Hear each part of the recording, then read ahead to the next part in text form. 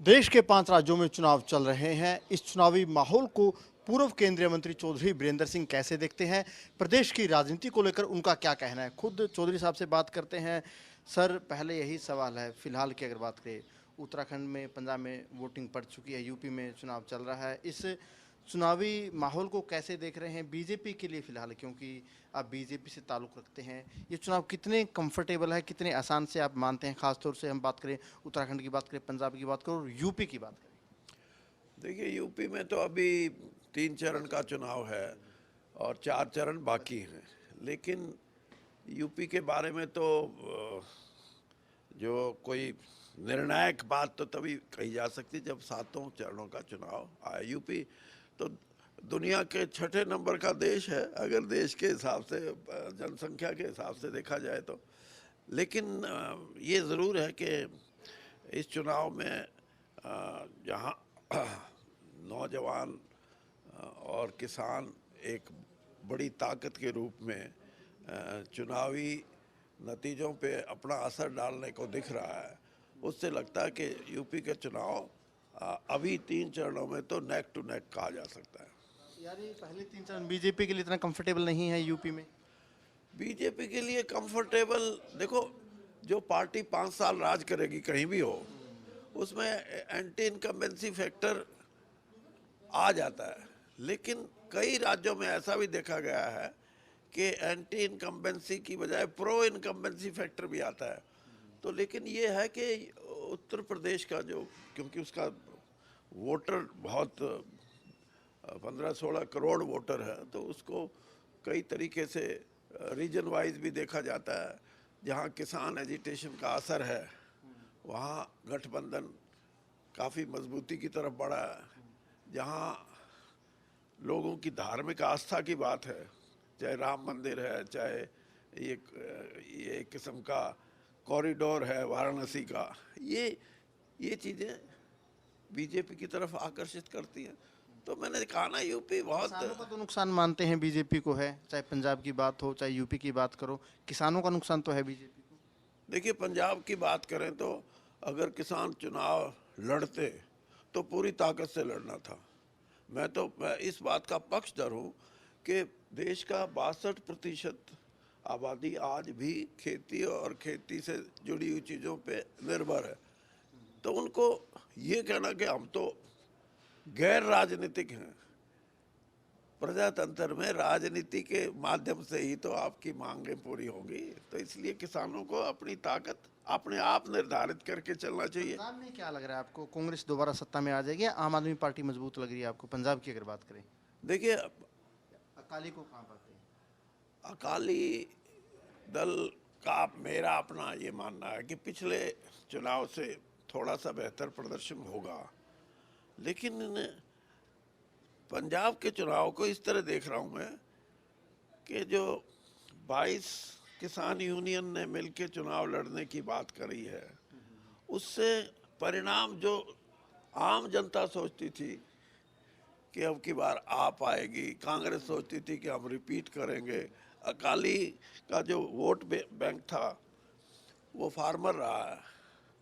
तो ये बड़ी ऐसी स्थिति है कि हम और आप भी इस दुविधा में हैं कि कहीं ना कहीं जो रूरल बेस्ड कॉन्स्टिट्यूंसी हैं, वहाँ किसान पार्टी जो चुनाव लड़ रही है वो किसको अफेक्ट करेगी, ये अभी कहना मुश्किल है।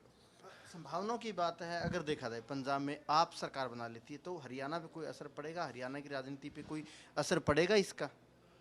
देखिए, ये जो चुनाव आपने शुरू में कहा कि 5 राज्यों के चुनाव, ये चुनाव के परिणाम क्या होंगे, ये सिर्फ हरियाणा नहीं, देश की राजनीति निर्धारित करेंगे। अगले 10 साल तक देश की राजनीति किस दिशा में होएगी, इन चुनाव के परिणामों से पता लगेगा। अगर उत्तराखंड की बात करें, आप पहले कांग्रेस में होते थे, उस वक्त आप उत्तराखंड के प्रभारी भी रह चुके हैं, तो उत्तराखंड में तो मुश्किल ही लग रहा है कि बीजेपी दोबारा सत्ता में आएगी। बिल्कुल कड़ा मुकाबला नजर आ रहा था वहाँ तो।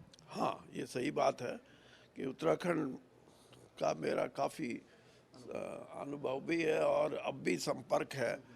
और क्योंकि मैं कांग्रेस का वहाँ प्रभारी रहा हूँ, तो वो भी लोग उनसे मुलाकात है तो उनसे भी जानने की, और फिर हमारी जो पार्टी बीजेपी उसके भी प्रमुख लोगों से, तो वहाँ वैसे तो दोनों क्लेम कर रहे हैं।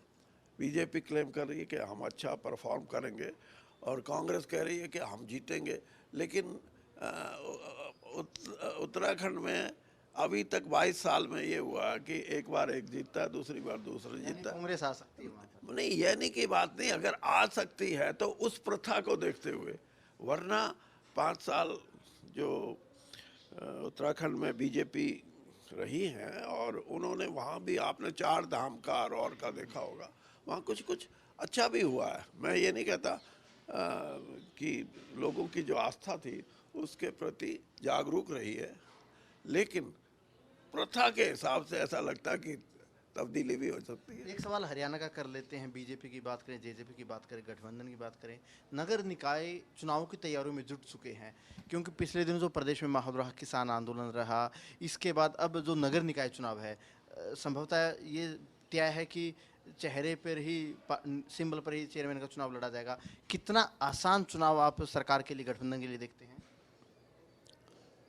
कॉरपोरेशन का चुनाव बहुत आसान बीजेपी के लिए, उससे कम आसान म्यूनिसिपल काउंसिल का, और सबसे कठिन म्यूनिसिपल कमेटी का। ये परिणाम रहेंगे। यानी इतना आसान नहीं मानते मतलब?